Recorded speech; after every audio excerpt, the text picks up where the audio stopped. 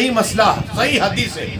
آپ نے کسی کو مومن بھائی کو بتا دیا کہ دیکھ بھائی میں نے مولانا صاحب مشتاق صاحب سے سنا ہے کہ بسم اللہ پڑھنا، بیٹھ کے پانی پینا، 3 سانس میں پینا، یہ سنت طریقہ ہے. آپ نے کسی کو بتا دیا، ایک مسئلہ ہوا وہ جانتا ہے تم نے بتا دیا تو اللہ تو اتنا ثواب جتنی رسول پاک کی امت اللہ اتنا ثواب عطا فرما دے گا.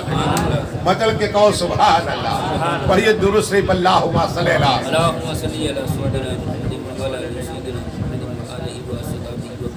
غوث اعظم پیروں کے پیر روشن جمیل محبوب سبحانی کتب ربانی سید شیخ عبد القادر جلانی بغدادی حسنی حسینی وہ غوث پاک وہ دستگیر اعظم ہے.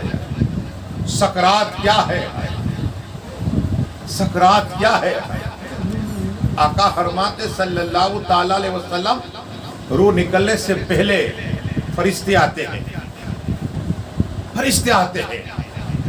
ایک روایت میں 500 آتے ہیں گلدستہ لے کر. دیکھو یہ گلاب ہمارے مومن کی تقدیر ہے، گلاب گلدستہ لے کر 500 فرشتے، ایک دو نہیں، گلدستہ لے کر 500 فرشتے لے کر آتے، مومن کے سامنے کھڑے ہوتے اور ایک میں 20 ہوتے ہیں اور الگ الگ اس میں خوشبو پائی جاتی ہے. او سبحان اللہ، الگ الگ خوشبو. یہ مومن کی موت ہے. روح نکالنے آئے سے پہلے یہ حال ہوتا ہے. ہم کہتے ہیں کہ میری ماں لیکن ماں سامنے دیکھتی ہے. بیٹی آتی ہے کہتی ہے ماں میں تیری بیٹی ہوں، پوری زندگی تو نے مجھے رکھا. بیٹی بیٹے پکارا. آج ایک بار بیٹی کہتی ہے ماں مجھے پکار، لیکن ماں وہ نظارہ دیکھتی ہے، حجاب ہٹ جاتے ہیں. آقا فرماتے صلی اللہ تو مومن کی جب روح آئے 500 فرشتے آتے گلدستہ لے کر، ایک ایک میں 20 ہوتے ہیں کوئی اور الگ الگ خوشبو ہوتی ہے. وہ نظارہ ہے وہ سامنے ہم دیکھتے، سامنے ہے ہم دیکھتے. سکرات آنکھیں کھلی ہے لیکن قسم خدا کے فرشتوں کو دیکھتے کیا؟ ہاں الگ الگ خوشبو ہے اور 500 فرشتوں کو چاروں طرف نور ہی نور پھیلا ہے.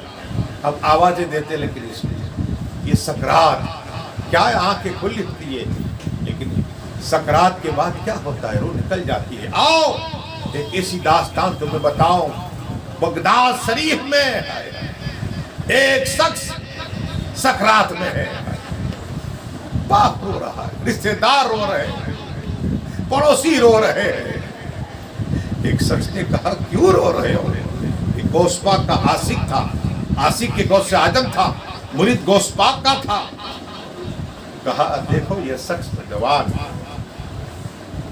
سکرات میں ہے، اب روح نکل جائے گی، لا علاج ہو گیا ہے.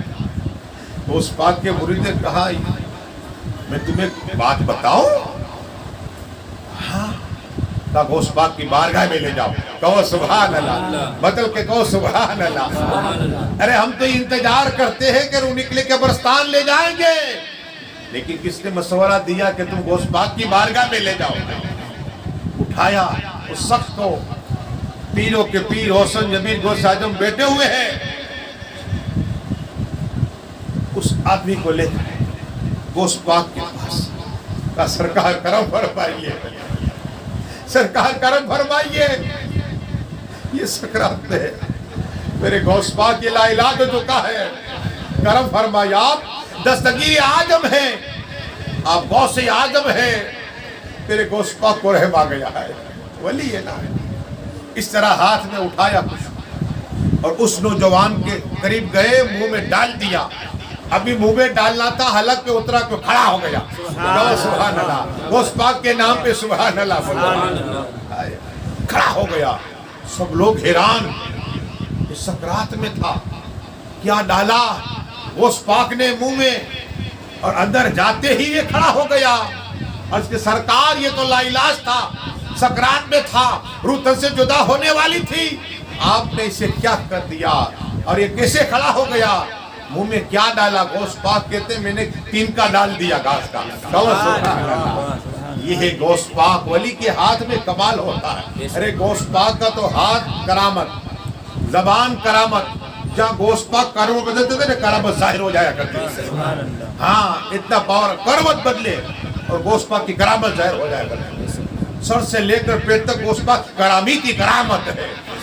اور یہ درست شریف اللہم صلی اللهم صل على سيدنا محمد وعلى ال سيدنا محمد وآله وصحبه وبارك وسلم. رمضان کا یہ برکت والا مہینہ رخصت ہوتا ہے نا, اللہ فقرہ فرماتا ہے, وہ کہتا ہے فرشتوں میرے بندوں نے روزہ رکھا ہے, مزدوری کی ہے, تراویح پڑھی, قرآن کی تلاوت کی, صدقہ دیا, خیرات دیا, فطرہ دیا. اے فرشتوں میرے بندے پورا مہینہ مزدوری کی ہے, بتاؤ جو پورا مہینہ مزدوری کیے, محنت کی ہے, مشقت کی. ہاں فرشتوں عرض کرتے ہاں مولا, تو اللہ ہر بات گواہ رہو میں نے سب کو بخش دیا ہے. سبحان اللہ. تو ہمیں بخشش کا پروانہ ملا.